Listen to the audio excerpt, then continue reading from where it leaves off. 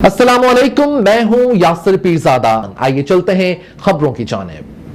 सियालकोट फिरदौस आशिक अवान सियालकोट साबका वफाकी वजीर फिरदौस आशिक अवान की 10 मुहर्रम हराम यौम आशूरा पर हजरत इमाम अली अल हक शहीद के दरबार पर हाजिर मीडिया से गुफ्तगू। Khurram Mir senior journalist Sialkot. उनको ये कहने आई हूँ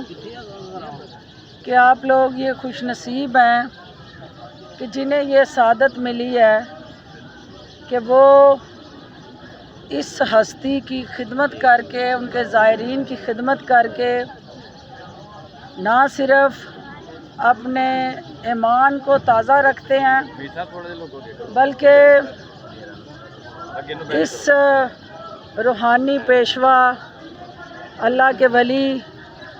और फैज़ बांटने वाले हमारे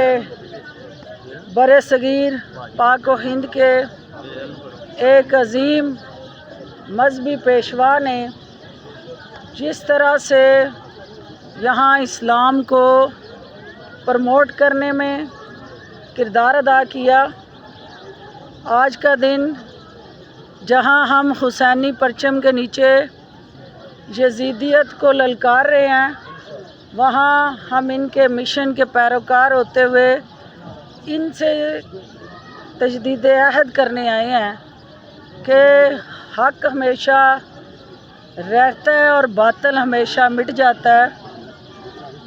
जो कलमा हक कहने वाले थे, आज कई 100 साल गुज़रने के बाद इनका नाम आज भी ज़िंदा है और जिन वहाँ हुसैनी पैरोकार अपने अस्वाए हुसैनी को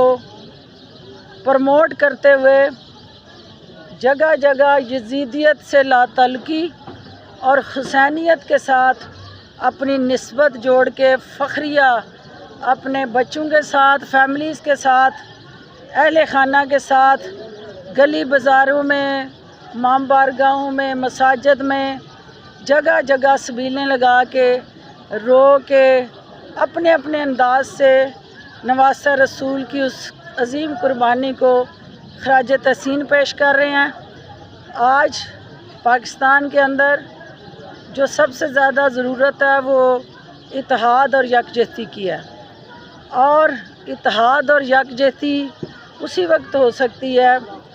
जब आप लोग सब मिल के इस मुल्क के साथ वफ़ादार होने का अहद करें। एक वफ़ादारी हमने नवासा रसूल हज़रत मोहम्मद सल्लल्लाहु अलैहि वसल्लम के घराने के साथ और दूसरी वफ़ादारी इस पाक सरज़मीन के साथ करनी है। हमारी दीन और दुनिया की आखिरत का वाहिद निजात का ज़रिया इसी घराने के साथ निस्बत है और पाकिस्तान हमारी शनाख्त है। पाकिस्तान के साथ वफ़ादार बन जाएं, अच्छा मुसलमान कहलाने के लिए आले रसूल के साथ